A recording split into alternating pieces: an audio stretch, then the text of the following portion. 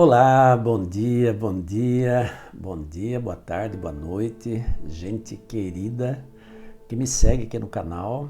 Muita gratidão a você que me segue, a você que já é inscrito no meu canal e a você que deixa o seu like, o seu comentário. Isso causa engajamento no canal e o YouTube vai entendendo que o canal é relevante, é importante e faz com que os vídeos cheguem até mais pessoas. Já estamos com mais de 3.900 inscritos, caminhando rapidamente aí para os 4.000 inscritos, e eu sou profundamente grato a você, porque é graças às suas ações, ao seu engajamento, que o canal cresce dessa maneira. Então compartilhe cada vez mais os vídeos que a gente coloca aqui no canal. Se você gosta dos vídeos, compartilhe com quem você ama, tá bom? Então hoje nós estamos aqui com mais um torpedo para sua reflexão, para dar aquela injeção de ânimo aí para você, né? E levar você a palavra do Senhor. É isso que nos move, né? Levar uma palavra de conforto, de fé, de ânimo, de motivação. Para isso que existe esse projeto Torpedo 365. A proposta é ter um vídeo por dia, então vamos lá para o vídeo de hoje, tá bom? No vídeo de hoje, nós vamos refletir no capítulo 8 de Mateus. Lembrando que no capítulo 7 terminou o Sermão do Monte. Aquele sermão que começou com as bem-aventuranças, foi o maior discurso de Jesus, o maior discurso de Cristo, o maior sermão de Jesus. Quanta coisa boa Jesus passou ali, Jesus ensinou, né? Compartilhou com seus discípulos daquela época e essas lições de vida evidentemente chegaram até nós hoje através dos escritos sagrados. Então Jesus começou com as bem-aventuranças, falou da ansiedade, falou do julgamento, de relacionamentos de um modo geral, tanto com o próximo quanto com Deus, né? Isso é muito importante, isso é atual, em qualquer época da história isso é atual. E a Bíblia diz no versículo 8, no capítulo 8, versículo 1, diz que, ora, Jesus descendo do monte, grandes multidões o seguiram. Ele já pregou o sermão do monte para uma grande multidão. E aí no versículo 2, e eis que um leproso, tendo se aproximado, adorou-o, dizendo, Senhor, se quiseres, podes purificar-me. E Jesus, estendendo a mão, tocou-lhe, dizendo, quero, fica limpo. E imediatamente ele ficou limpo da sua lepra. Disse-lhe então Jesus, olha, não o digas a ninguém, mas vai mostrar-te ao sacerdote e fazer a oferta que Moisés ordenou para servir de testemunho ao povo. Quando Jesus terminou a sua mensagem, o seu sermão na montanha, no relato de Mateus, foi o primeiro milagre de Jesus. Esse é o primeiro milagre que Jesus fez no livro de Mateus, relatado por Mateus. No entanto, teólogos dizem que esse não foi o primeiro milagre do ministério de Jesus. Existe um consenso que o primeiro milagre do ministério de Jesus foi a multiplicação do vinho no casamento de Caná da Galileia. Esse sim foi o primeiro milagre. Mas é o primeiro milagre relatado por Mateus. Jesus terminou de falar, né, todas aquelas lições ali no Sermão do Monte, e quando ele desceu tinha lá um leproso. A Bíblia diz que o leproso o adorou. Eu quero dar assim uma ideia para você do que era a lepra naquele tempo. A lepra era a pior doença que alguém poderia ter.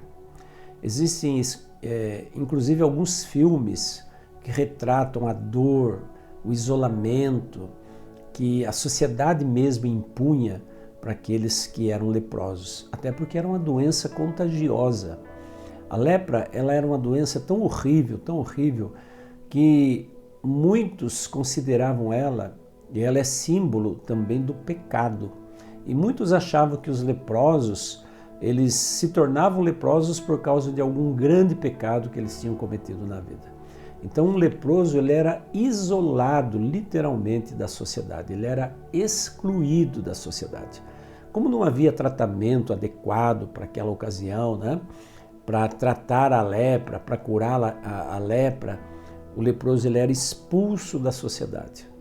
e eles eram obrigados a viver em cavernas, onde as pessoas iam, os familiares iam, entregavam de longe a comida para eles, algumas coisas que eles precisavam e que eles podiam proporcionar, e eles viviam assim dessa forma isolada. Se alguma vez eles, porventura, quisessem ou tivessem a necessidade de se aproximar de uma comunidade, eles tinham que ter uma roupa com muitos sinos pendurados para fazer muito barulho, para que quando eles andassem, esse barulho pudesse alertar a população, a comunidade, de que ali estava passando um leproso. E além disso, eles eram também obrigados a gritar, leproso, leproso, né? Para espantar as pessoas, para que as pessoas não se aproximassem dele. Então veja que além do sofrimento físico, havia muito sofrimento emocional, que envolvia todas essas questões de isolamento, de não poder mais ver os seus familiares, os seus amados. Isso era um sofrimento muito grande para todo portador de lepra. E foi nessas condições que aquele leproso chegou a Jesus. As pessoas já fugiam dos leprosos naturalmente, né? Tinham um medo enorme de contrair a doença. Também não dá para a gente ficar condenando as pessoas que fugiam, né? Elas estavam se protegendo, mas elas exageravam, a sociedade, do modo geral, exagerava muito com relação ao isolamento no tratamento com o leproso. Então o sofrimento do leproso era muito grande. Esse leproso que se aproximou de Jesus, assim que Jesus terminou o Sermão do Monte, diz a Bíblia que a primeira coisa que ele fez foi adorar Jesus. Como que ele adorou Jesus? A gente não tem muitos detalhes sobre isso. Talvez ele tenha se ajoelhado, provavelmente ele tenha se ajoelhado, provavelmente ele tenha reconhecido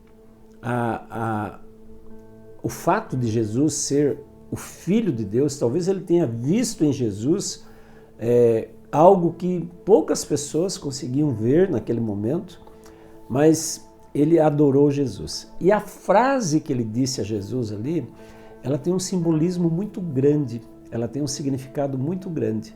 Porque, tudo bem, ela foi traduzida para o português, do hebraico para o latim, do latim para o português. Mas essa frase ela tem um significado muito grande, porque mesmo na frase, ele coloca Jesus em primeiro lugar. Ele não coloca os interesses dele em primeiro lugar. Veja como é que ele fala, como é que ele faz o pedido para Jesus. Ele adorou Jesus e em seguida ele diz: Senhor, se quiseres, podes purificar-me. A última coisa que ele colocou ali naquela frase foi a pessoa dele. Primeiro, ele reconheceu que Jesus era o Senhor. Depois ele reconheceu que Jesus tinha na sua mão a capacidade, o poder de decidir, de querer ou não tornar ele uma pessoa pura, limpa da lepra. Em seguida, ele reconheceu o poder de Jesus. Ele reconheceu o querer e reconheceu o poder de Jesus. Se quiseres, podes purificar-me. Ou seja, ele reconheceu o poder de Jesus de decidir, o poder de Jesus de acabar com a doença, o poder de Jesus de restaurar, de purificar a vida dele. Esse era o sonho dele.